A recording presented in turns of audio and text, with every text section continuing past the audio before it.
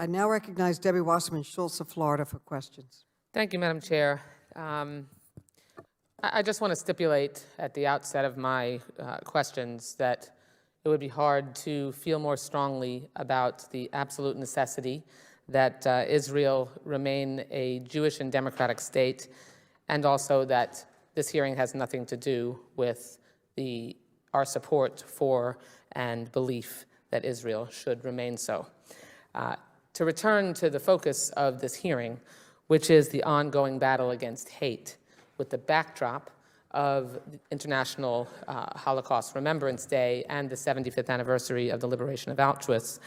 I just, as it was mentioned earlier, returned from Poland and Israel to mark that anniversary.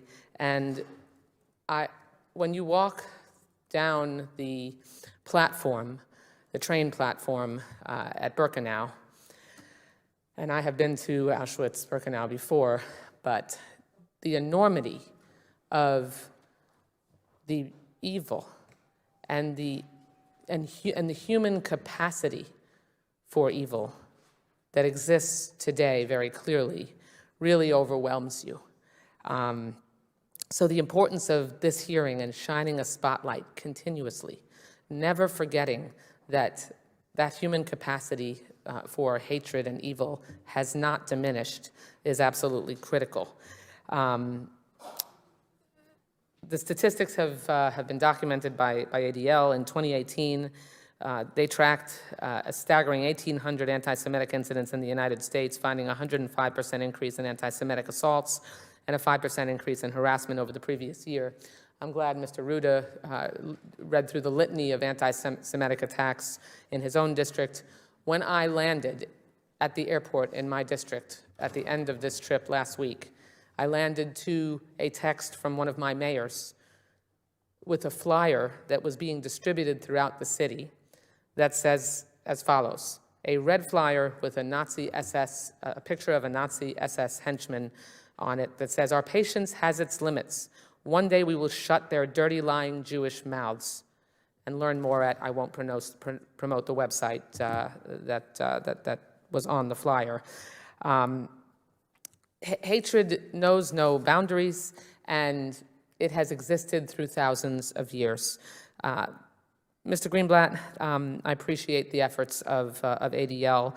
I'd like to ask you, given that we appear to be living in an age where we've had a resurgence of conspiracy theories that are festering and growing and being promoted by the highest levels of power in our country, and condoned and peddled in some cases by the highest level of power in our country, do you see a connection between the growth of conspiratorial thinking and the rise of anti-Semitism and bigotry? Thank you for the question. And we should talk offline about that flyer and that mayor, Yes. so I can make sure my staff in Florida is following up. Thank you. There's no doubt that the penchant for conspiracy theories are contributing to the rise in prejudice generally, and specifically to the spike in anti-Semitism. Essentially, anti-Semitism is at its very root a conspiracy theory that the Jews are somehow both have too much power and yet are weak, that we are uberhuman and subhuman, that we are responsible for all the world's ills, and it goes on and on. And indeed, when people in power promote prejudice, it endangers all of us. The Jews are typically the first to be harmed, but anti-Semitism never ends with the Jews. It ends up consuming everyone. So whether you're the president of the United States or the president of a university or the president of a school board, we need everyone to speak out firmly and forcefully against anti-Semitism and the conspiracy theories that often are associated with it. Thank you. In the words of Pastor Moeller, and I did not speak out, and there was no one left to speak for me. Right. Mr. Shelton, thank you so much for the work of the NAACP in combating bigotry in all its forms, in being relentless, and always being in the forefront of our nation's leadership on combating hatred. The Jewish and African American communities have walked in lockstep for generations, and that is the purpose of our forming a bipartisan coalition, Black Jewish caucus in the Congress. Can you, given that we are now dealing with the 21st century version of age-old bigotry and anti-Semitism and hatred in all its forms. Can you talk about what we can do through both of our communities to work together to fight, to renew our fight against hatred directed at both of our communities? It's extremely, first, thank you so much for the comments. It's extremely important that we focus on the challenges of all communities and recognize what we call a convergence in interests. That is, we think about what our communities want. It's so amazing if you speak to different groups separately that they'll say the same thing. We want our families safe and secure and have a real opportunity for a future. We want top-notch education and good health care. So in other words, understanding each of our pathways that bring us to this conversation is extremely important as well.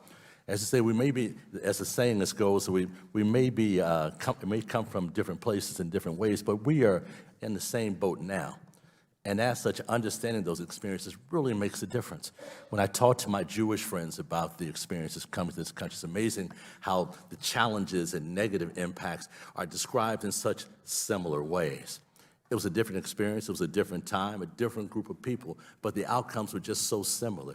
The attacks were too eerily similar as well, and the challenges are similar too.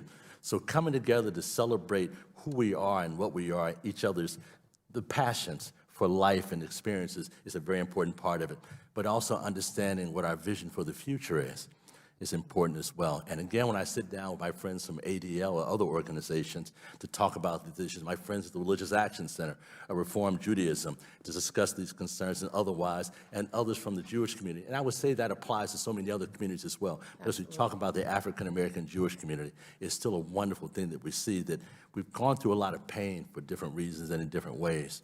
But what we seek together and understanding that working together we can achieve these goals, I think is where we find ourselves locking arms a little bit more tightly. Absolutely. Madam Chair, our communities are clearly inextricably linked, and what Mr. Shelton said about the minority communities across the globe, the moral imperative for us to come together, unite against hate, and continue to shine a light on the evil that is still, unfortunately, permeating societies all across the globe. Thank you. I yield back, and thank you, Madam Chair, for your indulgence. Thank you.